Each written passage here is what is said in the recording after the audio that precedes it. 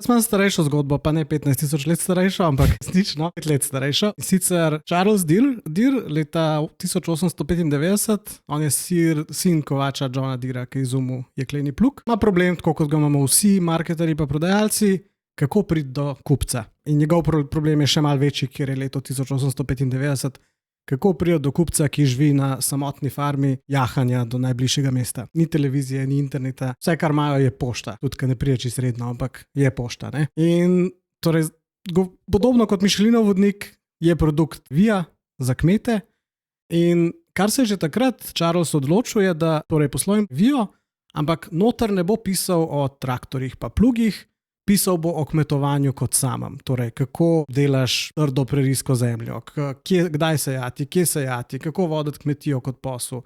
Torej, njegova logika je bila, da bo revija samo o naših strojih, jo ne bojo niti brali, mogoče prelistali, je to pač katalog.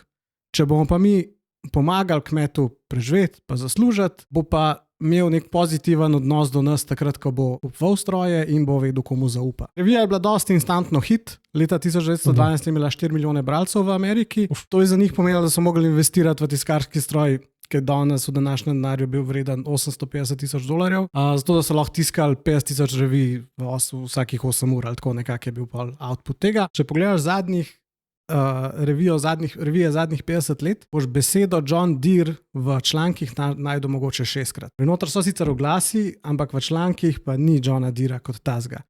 In raziskave, ki jih imajo o branju revije, pravijo, da 40% bralcev prebere vsako besedo, skupaj z oglasi, od prve do zadnje strani. Izhaja 130 let, ima 500 milijona naročnikov v Ameriki pa v Kanadi, skupno 2 milijona bralcev po svetu, 12 jezikov, 40 držav, in distribucija je ista, kot je bila praktično v začetku, torej preko mreže John Deere trgovcev. To je res 130 let vztrajnosti, ki prinese neko zaupanje v znamko. Čas, ampak je res tako obrestni račun.